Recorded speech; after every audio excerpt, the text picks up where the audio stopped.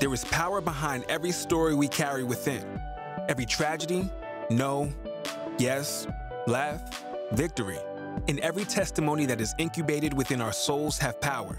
The power to transform, from tragedy to crown, from obstacle to opportunity. And all the moments in between make us wiser.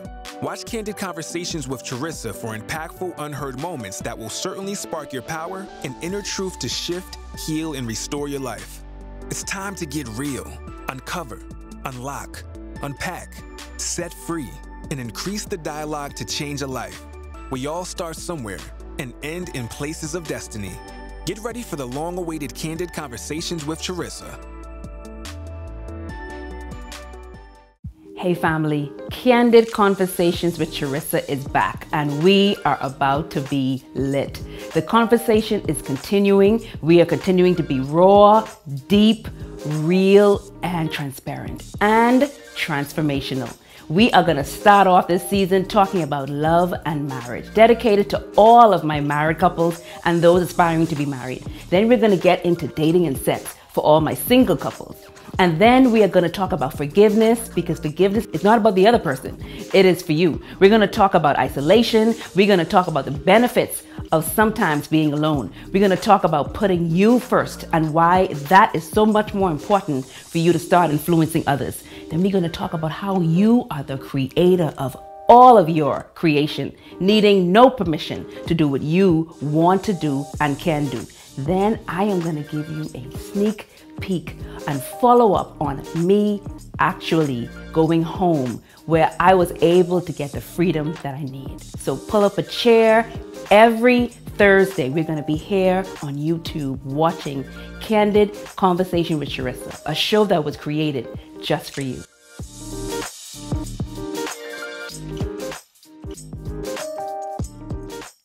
Tiffany and James, thank you so much for joining the conversation. And I welcome you to Candid Conversations with Charisa. And this month, I've been focusing on love and marriage.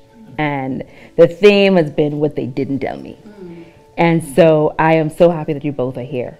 Thanks for having me. So that we can have that raw, real, deep conversation about what it takes to make a marriage work. And so enough about me. Tell me a little bit about yourselves, how long you've been married, what your marriage has looked like over the last however many years. So I'm Tiffany. We've been married for 6 years, and I'll start off saying our first advice that we ever received from people when we were about to get married, they were like, your first year is your hardest year. Just stay at it though. And that wasn't our experience. I think our first year was a great year, and that's saying, I mean, it's almost, you don't really hear of it, but I'm one of those people, if I go in with the expectation that it's going to be bad, I'm waiting for something bad to happen. But I am in corporate America, I'm in banking. I've been blessed to go up the corporate ladder, and also I helped my husband pastor a church. So in our first year of marriage, we also planted a church in Texas. So it's been a lot of birthing a new marriage and birthing a church. So even with the balance and the juggling of all these things, it was still a great year. Yeah. First year was, I hate to use the word, well, no, I don't hate to use it, because I don't think that we should discount, minimize the blessings of God that's on our lives. Our first year was effortless. Yeah. And, you know, everybody don't have that story, right? This is why marriages are unique and authentic. Your story, your dad's story, everybody else's story is individual stories. And God blessed us with the ability for the first year to be effortless. And with that, man, we just been growing and building. And I want to say, maybe he's using the word effortless. We both knew what we were building. So a lot of times I think people have a really hard time going in the first year of marriage. Maybe they don't have enough on their plate because I didn't have a whole lot of time to critique you. And another thing, let me add this to it. This is our truth. Yeah. This is our marriage. This is not us coming to your platform to make it seem like we're being inauthentic. I just really do believe that God shows you so many different things to expose you to see what's possible. Right. right? Maybe our marriage, because when we got married, I was 37, she was 36. We got married older. We got married older also, and both of us had been through our immaturity stages in life, and we knew where we were going. We knew who we were individually and corporately, and so therefore, everything has been great.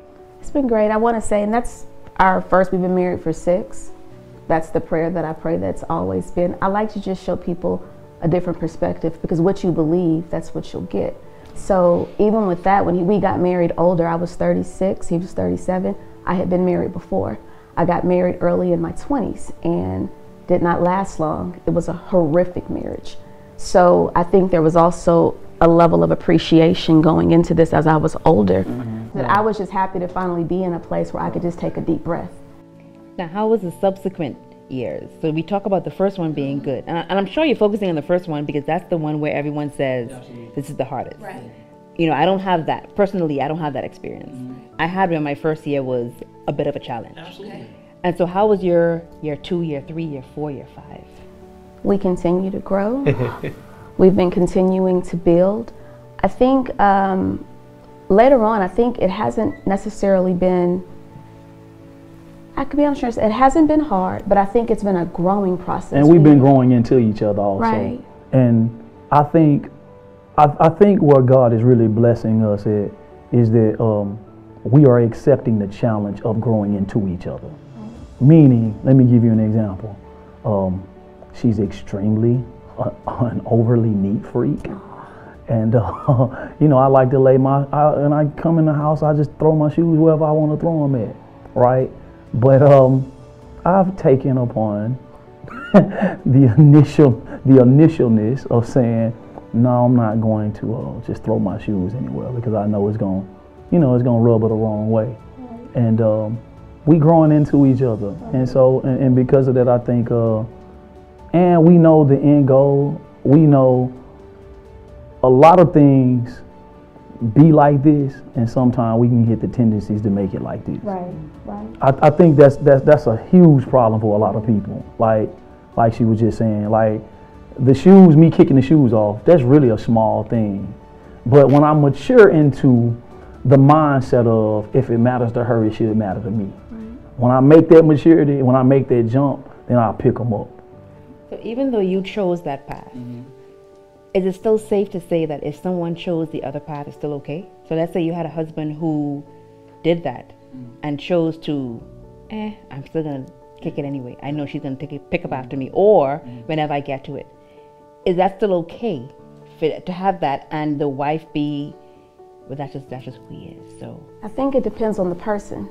What's okay to me may not be okay to you. So I think it depends on our tolerance level. So I'm the type where I give my husband 100%. And I expect, everybody keeps saying no expectations. I do have an expectation because I know that I'm building something. So I think it depends on who you're talking to. I think somebody may have a higher tolerance. And let me add on to that. There has to be a partnership of agreement. When I say that, we are partners and we've made an agreement that she don't like that, or I don't like this. Long as the agreement is established, and watch this, we made growth our goal, we should take it upon ourselves to say, man, let me pick my shoes up. So I have something. And then I still slip here and there, but I pick my shoes up. I knew at that time that he was someone that I could marry. I finally felt like I had met somebody that I could fall back into. Meaning like I could fall in love and he'd be there to catch me. I was finally at the place where I felt like I could finally breathe. I could finally be at the point to let somebody else take the lead, because in every relationship I had been in prior, I was always the one that took the lead spiritually. I was the one that was the more focused, like we need to do this with our credits. And I was always the one trying to like forge the way for us to go. And then when I finally met him, he was the first man other than my dad, because I have a dad, I have an amazing relationship with my father. He was the first man that I had ever learned anything from. And I just feel the need to say this before you go there. I just feel the need to say this to whoever is out here, to stop the bickering, to stop the fighting on the small things. I just heard this. Respect each other. Respect each other's preferences. That's good. if I respect her preference, even though it might not be my preference, but I know it's hers. If I respect the preference, maybe I can cut down. Then I tell you to get the. Maybe if I just respect her preferences, if she just respect my preferences, just maybe we can stop the bickering, the fighting, you know. But we both have to know what the preferences are. Yeah. When we see and understand the preferences, all right. For me, it's a preference, but to her, it's a value. Right. If I can see that this is a value for her, but a preference to me, it don't hurt me to respect her preferences. That's good, because values and preferences are very different. Right. And I think actually, I'm a strong believer that that's where a lot of people clash on. There is a difference in value. Yeah. So you may value something, you may not value something that I value. And so you don't think it's a big deal. Right. And I'm wondering, man, like, why? Or you're wondering why? Or she's wondering why? Right. And then you realize, you know why? It's because you think there's something wrong with this. You have a conviction about this thing, and they don't. Right. So no matter what you do, they're like, something is wrong with you. Right. Like, but this is just me. Yeah. And I think that's so important when we talk about before you even get married. You discuss your values. And even if it means discussing your values at the time. Because one thing I'm also realizing is values change as you grow. Absolutely. Yes. Your priorities change of those values as you grow from season to season. So I may have valued something when I was 19, but I have a different set of values now. Not that it didn't matter. It just was. It mattered for that time. Right. That was my value now. Then, now I have a different set of values. But what are yours? Right. And then how do we feel about each other's values? Right. And if there is already a dismissive, if there's already I can't even begin to see or take on your value, much less care about it, then maybe we not do this. Or maybe we wait until maybe you get some conviction about that value. You know, Charisa, we say it often, marriage is for the mature. Maturity makes me do some things. I may not even really be at that place, but as I grow and as I start looking at it, it may not be my value yet, but it's my spouse's value. It makes me rise to the occasion. The other part is, I believe we both really value peace. Yeah, absolutely. Ooh. My husband says that a lot. Life is so busy that I value peace so much that it's just some things that we don't even need to talk about it. You know, it happened today. We didn't like how it happened. I think communication is great in marriage, but I think sometimes we can over communicate. And so like she was saying, like, it's that threefold cord, Charisa. And I'm not trying to be over religious, but I really think that people need to try this for real. Right. Like, let God in the marriage. Right. Because if you let God in the marriage, he gets the ability to correct a person when you can't. Right. He gets the ability to convict a person when you can't. He gets the ability to change a person when you can't. Right. If you let him in and you just worry about yourself, I promise you, what you say you can't stand, if you can't stand it, he'll change it in him. But sometimes you can stand it, and sometimes he's trying to change you. Right. But the problem is we don't let God do the changing, because we want what we want, when we want it, how we want it. And if you've entered into my world, you know this, so you should act accordingly. Yeah, it doesn't work that way. But the goal of marriage is for us to become. Yeah. I become her, she becomes me.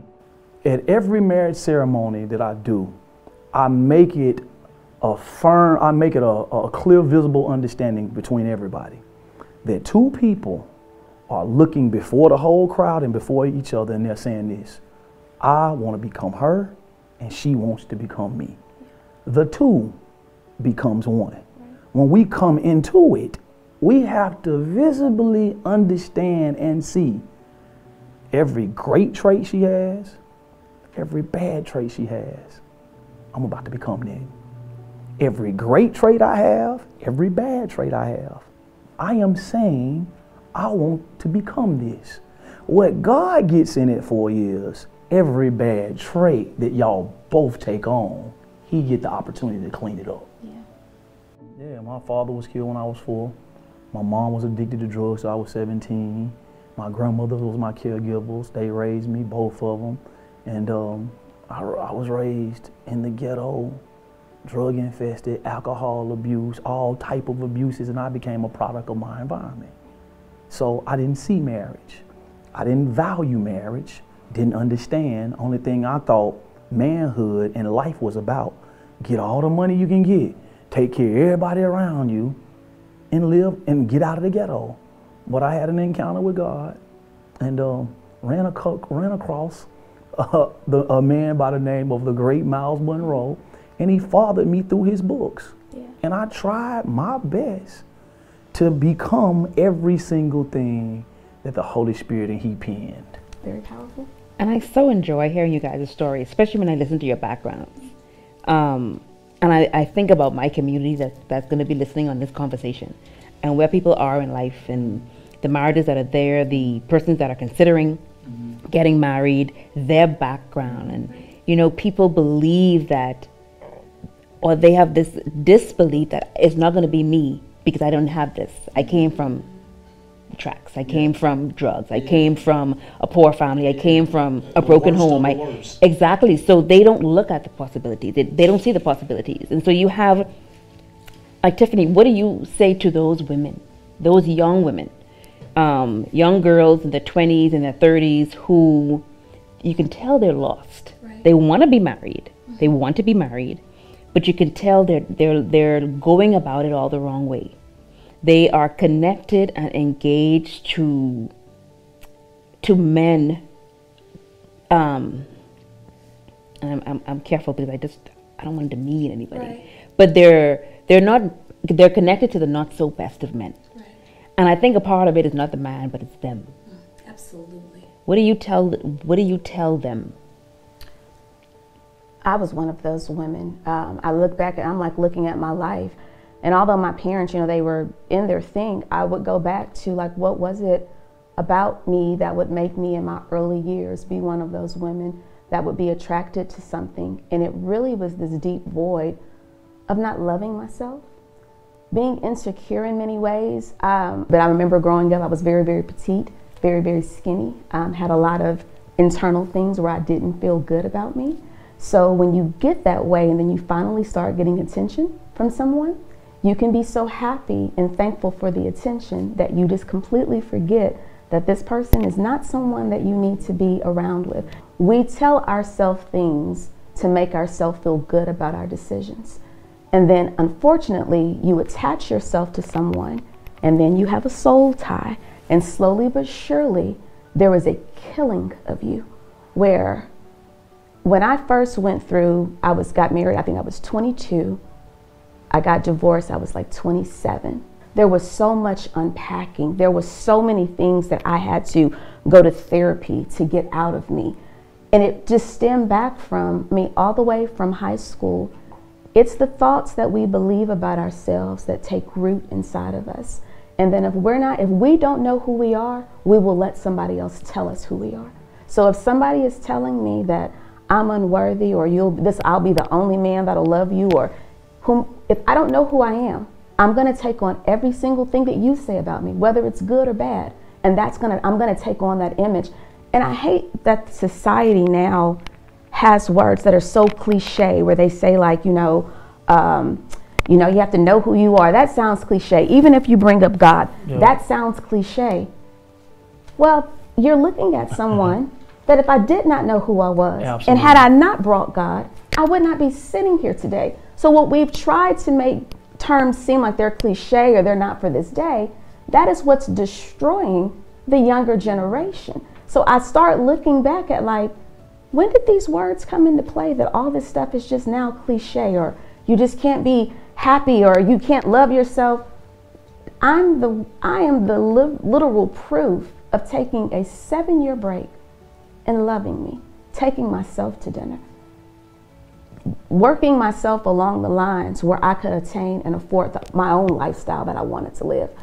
It's just doing the self-work in private. Social media now has us so at the point where we are so eager to take a selfie. We're so eager to show the world that we're happy, and then we go home and cry. So you said a word that I know James loves, and that's what I really want us to talk about for the next few minutes: soul tie. And what that means for your marriage. Yeah. Yeah, let's talk about that.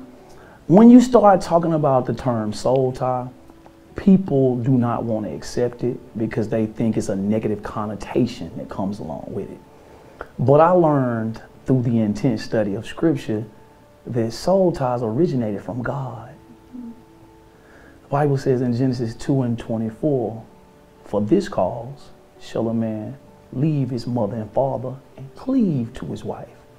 When you break down the word cleave, it means a becoming one completely, spirit, soul, and body. So he says, for this cause shall a man leave his mother and father and cleave to his wife in marriage. And so therefore, in the marriage, God wanted the two to be completely tied, cleaving, knitting, and binded together, because it was not in his original purpose for divorce to take place. Right? So we know that God is the originator and the creator of all things. So that means that the enemy is a duplicator, but he wants to pervert what he duplicates.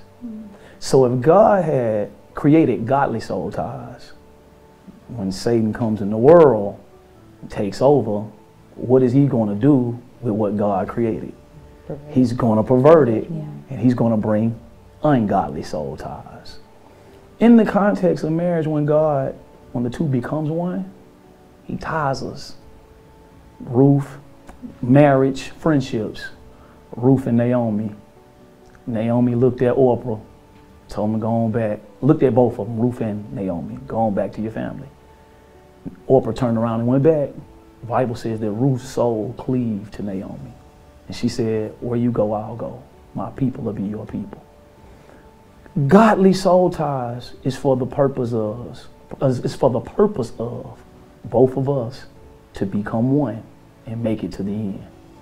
But the enemy always wants to come in and sever the soul ties of what God put together that's godly, so that when he sever it and then we are separated, we have wounded souls. Right? The expectation was we were supposed to make it to the end. The expectation was you were supposed to love me. You were supposed to honor me. You were supposed to care for me. The expectation was you was never supposed to leave me.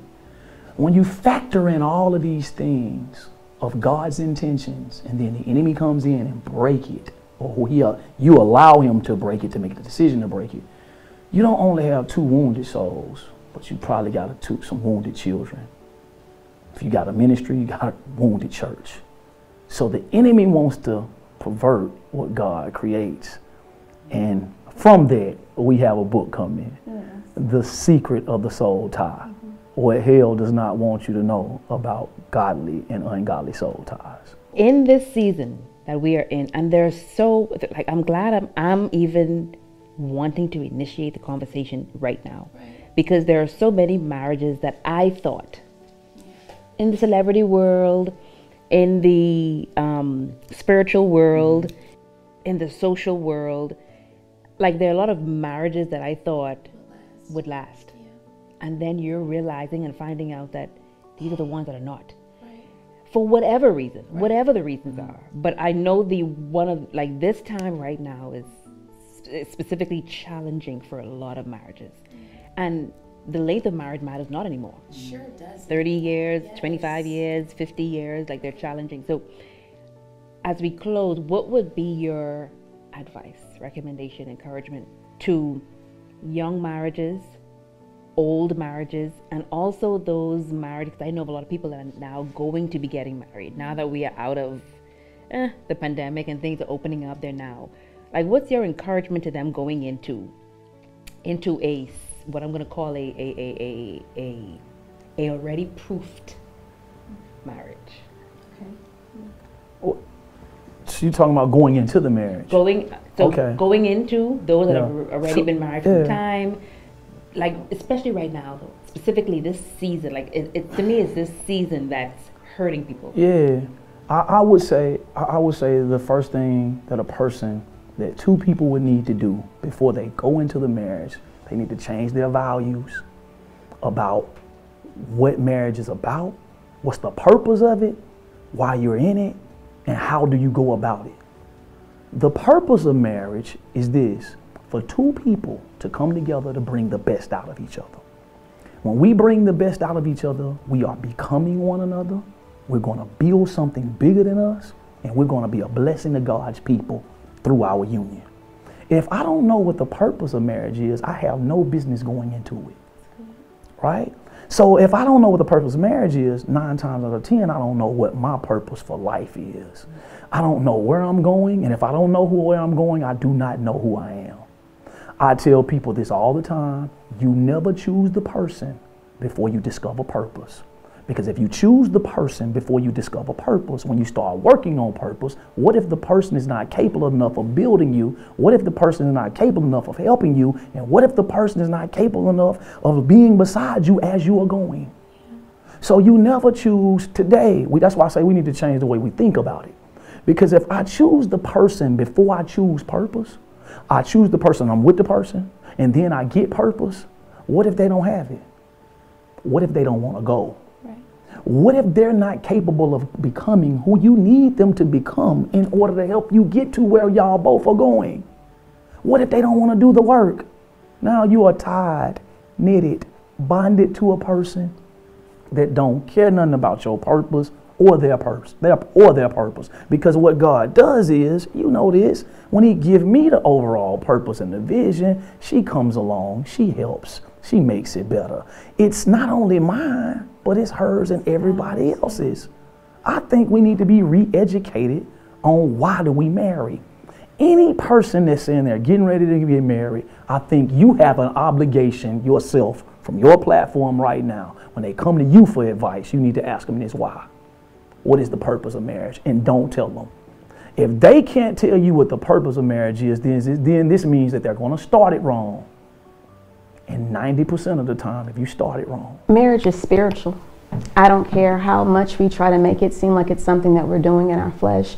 It's spiritual. We were with a couple the other night and we were having dinner.